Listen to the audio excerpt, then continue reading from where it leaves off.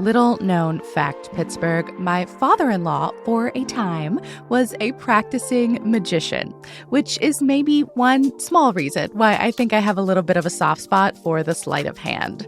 Liberty Magic is Pittsburgh's premier speakeasy theater, and they've got a pretty cool act in town right now. Rob Zabrecki's The Zabrecki Hour features comedy, storytelling, and, of course, magic. But like the curious kind that may leave you thinking long after you have left downtown.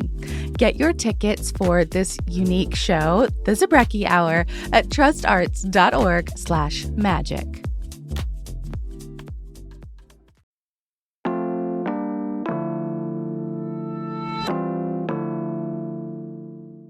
Today on CityCast Pittsburgh, there's a store in our area that's causing conflict in some couples. I don't like it because I think it promotes useless consumerism, and it's stuff we don't need usually. This is the most environmentally friendly, anti-consumerist website out there. I have not saved any money. I have lost $750 on things I don't need. We're revisiting our deep dive into the mysterious new warehouses in our area known as Mac.bid.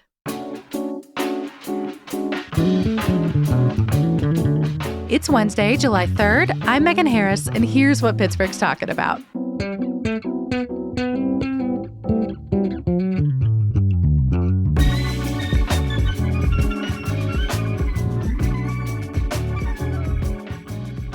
I'm with CityCast producer Elizabeth Kama, here with another true Elizabeth special. This is incredible. Hi, Megan. You're so excited. You're here to tell us about something that has brought you tremendous joy like nothing else this last month. Yes, a deal, or more accurately, many deals. There's this business called Mac.bid that has a series of warehouses in Pittsburgh full of beautiful, sometimes high-end, discounted stuff. It is so much stuff. I have been looking at this website for a while. I am so excited you finally dug into it. Yes. And it's not just like affordable. It's like a downright steal, like a show-stopping $2,000 bed frame going for just $61, a $750 vacuum for $2, power tools, fine art. And then you bid on it to buy it at like a fraction of what you would have to pay retail. You heard friend of the pod, Mary Lee Williams, and her husband, Armin Sammy, talking about it in the intro. Yeah, more like arguing about it, but yeah. You and I feel like have been talking about this. I mean, really our whole team for a while now. Let's tell the people, what is this business? What is Mac.bid? So this is where it gets really interesting. Mac.bid is a liquidator. Yeah, it's not like a true store. No. They basically when companies produce too much stuff, not all of it sells, some of it sells and then it gets returned. Liquidators like Mac.bid basically pay for some of the stuff at like a huge discount and then put it up for auction. So even if you only pay like $2 for that $700 vacuum or whatever, they are making a profit. Which tracks. Like there are a lot of liquidators I feel like a lot of us are really used to, like a TJ Maxx, a Marshalls, a Ross, even some of the like dollar bin ones where it's like, yeah, there's still tags on it. You can tell that it's brand new. Yeah, TJ Maxx is a great example of this from like an overstock perspective. Like when designers make too much of something, they give it to TJ Maxx to sell. But Mac.bid isn't buying overstock. They are buying people's returned products. Oh, it's all return. I don't think I realized that. Yeah, it's all something that someone bought, said, not for me, and returned. I think this whole trend of like buying liquidated items is so interesting. And apparently it's a huge trend. The National Retail Federation talked about this to Marketplace. That's a show you can usually hear on NPR. They said in 2022, Americans returned about $800 billion worth of merchandise in that 1 year alone. Can you just imagine like how much stuff that is and like what the process, like the logistical process of getting the returns back must be? Like it's so wasteful. It's so costly. When I first read that, I was like, no, they must mean million. No, billion with a B. $800 billion on returns just in a single year. And so they end up in places like Mac.bid. So like, if I buy a door from Home Depot and I don't like it, so I return it, then maybe Home Depot sells them my door because it's not worth it to them, I guess, always to resell it. Yeah, but like on a way bigger scale. They aren't just buying like your door. They're buying like all of the people's doors.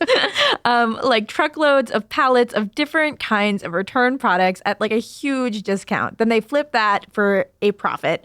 And from the reporting I've seen, liquidators are popping up across the country as a business model. Backed.Bid is just our local version of this larger business trend. So let's walk the people through how it actually works. I have scrolled the website so many times. I have never actually successfully gotten anything. I know it's an online auction, like auction house kind of, but it also has warehouse locations in Pittsburgh, which I think makes it kind of unique.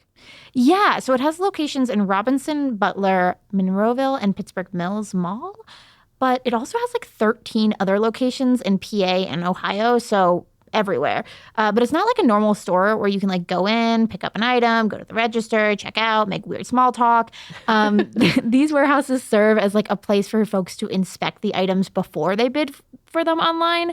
And since these are returned items, there can be things that are like wrong with them. Like unusably wrong or like normal wrong? Yes.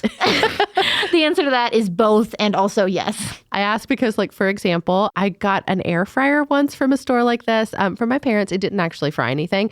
They also got me a cold coffee maker once, but we could never find the instructions for it, nor could we Google them. I'm not sure the company that made it was real. So, you know, I could pick up 7,000 dinner napkins for $3 at that same store if I wanted to, but the appliances were a really big question mark. Yes, in like 5 minutes on Mag.Bid, I found a massage chair that like does not massage you, and a couch that was like only selling the cushion parts. Armin told Mary Lee about some of the quirks, the products that he spent their money on. Remember, he said he spent about $750 so far. So you haven't saved money on this. Why haven't you saved money?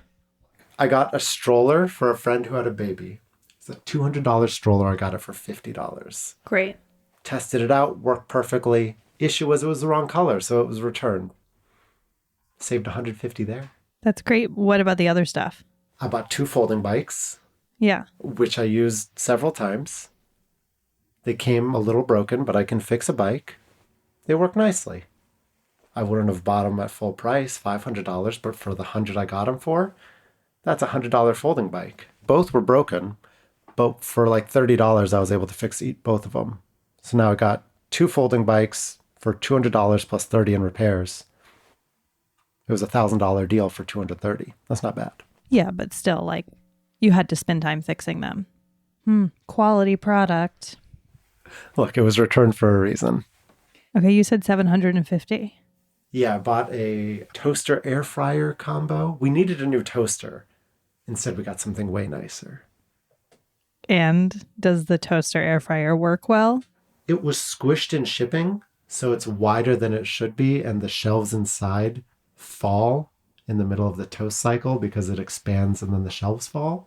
But if you don't mind that problem, it's a real nice toaster / air fryer / convection oven. I mean, at least his toaster does work. But to be fair, I mean, I think the interesting thing about some of these stores is that there is a mechanism for you to test or inspect these products before you purchase them to make sure that they are still worth buying. Yes, and Mac.Bid does that too, depending on how it categorizes them. Ooh, suspense.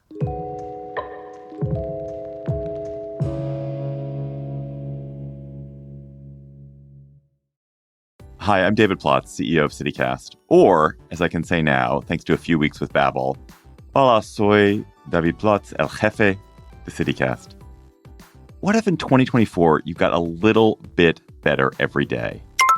When you're learning a new language with Babbel, that's exactly what you're doing.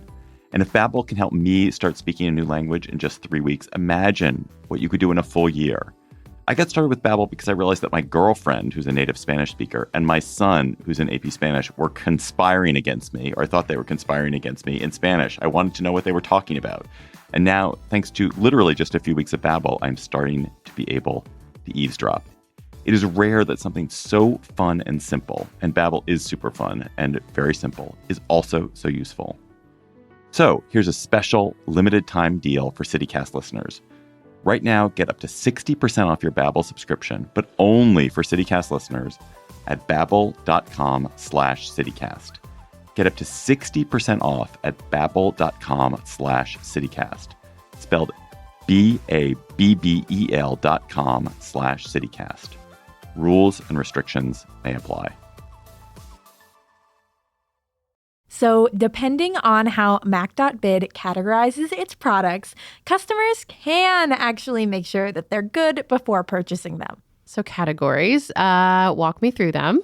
So it classifies items into 3 categories. The first is like new, which is like exactly what it sounds like.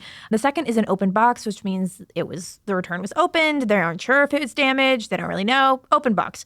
The last category is damaged. If you're bidding on an object in the last 2 categories, open box and damaged, the idea is that you come into the warehouse where it is stored and inspect the object before bidding or buying. I mean, that assumes a lot on the part of a customer that you're actually going to go do that. But I actually did sort of stumble into one of these stores. Like I'd heard about it and I knew that they existed. I just didn't think about it until I was looking over and I was like, oh my gosh, it's real. That's the one. It was the one in Butler. And I went inside and talked to the worker there. They were getting people scanned into the app and directing them to their objects. Like you couldn't go past a certain point unless you like had the app and were doing the thing. But it was kind of weird, like a lot of things in boxes. The space itself was very cavernous. The vibes were very chaotic, but it was so busy. Like there were people coming in and out of there at a fast clip. Like it was kind of hard to have like a conversation with this person. And the parking lot was packed. Like this was a very old like shopping center, not in its prime at all. But people were coming in and out of there constantly and like actively loading things in and out of their cars. I was shocked at how busy it was. The Mac.bid effect. Apparently. I love how Armin described it.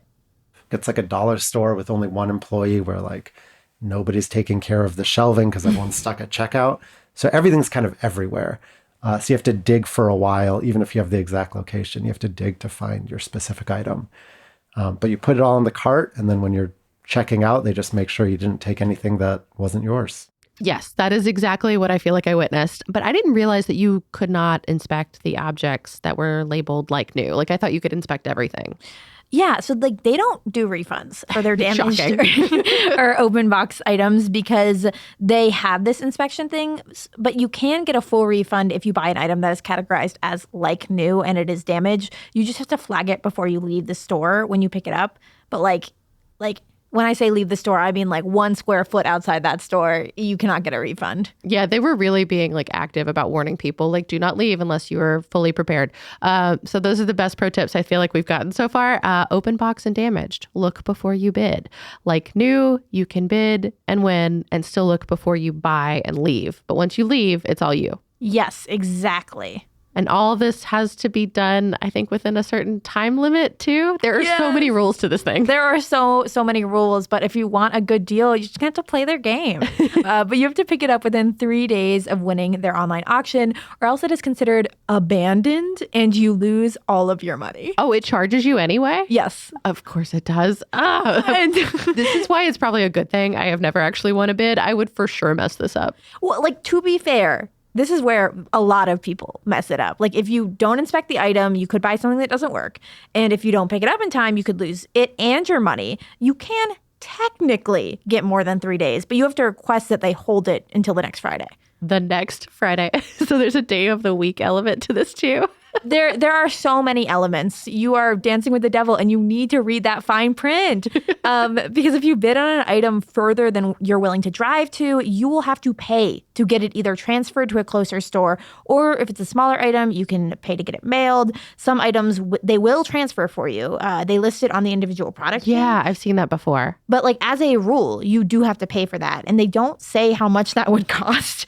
But some of the complaints I saw in the Better Business Bureau implied that those were pretty steep costs. I can imagine. I mean, a store like this it probably has like a lot of complaints lodged against it, against people who like got confused or have been tripped up by all of this fine print. I identify with that. Yeah, totally. It is not the most clear how this works. And to be fair, the whole gamified bidding element, like it's addictive. Like just the so scrolling fun. And like trying to find treasures. It's all categorized. I know. It's like you get your adrenaline racing, bid on something that you like don't inspect. You don't have the time the next 3 days, or like you don't have, whatever to make the hike out to get it. Like I will say the Better Business Bureau page for Mac.bid is not great. Like, they have an A rating. They have an A? They do. They comply with the laws. Like, Okay, you don't do anything illegal, you get an A. Got it. yeah. But their average rating is a 3.6 because people got products that they were not happy with. Yeah, I mean, as good as these deals are, I guess you have to be careful and also like just watch yourself on the website. It's like not the greatest user experience. Yeah. I don't know. What's the best one that you personally have seen? Like something that you would legitimately like to buy? I am moving soon, and so I just keep on being tempted by all these things like I have to buy anyway, and I think would make my life easier. Like, I have to buy a vacuum, so why not buy a Roomba that's 80% off? The normal thousands it costs, or, a $9 memory foam mattress. Like, those things are expensive, and I'm buying them anyway. So I am just like, that is a little devil on my shoulder telling me to buy it. And if I can buy nicer versions than like what I can afford normally for less money, like, of course I'm going to do it. I have been hella tempted by the baby stuff in particular because that stuff's so expensive and you need it for like 4 months, so then you're done. Yeah, I can imagine. But to be fair, neither of us has actually completed a purchase. No, this is why we had to turn to Mary Lee and Armin to share their expertise with us. How do you identify what is a good item to bid on? Like, what are your pro tips there? If somebody's new to Mac.bid. So don't look for a specific brand or a very specific item. But if you just want, say, a toaster, then you can search on Mac.bid for toasters in general, and you'll find something that fits the bill, if you're not picky about what kind of toaster you end up with. If you want a very specific brand, a specific model, probably Mac.bid isn't going to make you happy. So would you recommend Mac.bid? I love it. Even if you're not going to win an item, just go on and like see the prices. And it's not like the other scam websites where they say it's $1, but it's actually like you end up losing money. Like, these are real items that people returned, and you can get really high quality things for 80-90% off. In my opinion is I don't see a point in it, but I do get to use the combination toaster, convection, air fry, whatever our thing does. So I am reaping the benefits of Mac.bid, even if I don't support your love of them. I just love their dynamic there. So given all of the risks and possible rewards, Elizabeth, what do you think? Are you still going to try? Are you going to keep scrolling? Are you going to find the deal of your life? Heck yeah. Like, a deal is a deal is a deal is a deal. And I have this in my blood. Happy bidding. Thank you. I'll need it. That's all for today here on CityCast Pittsburgh. We will be off for the 4th of July, so we will talk to you again on Friday. We hope you have a great holiday, a great long weekend, maybe, and we will be back, of course, with more news in your inbox and in your ears very soon. Bye.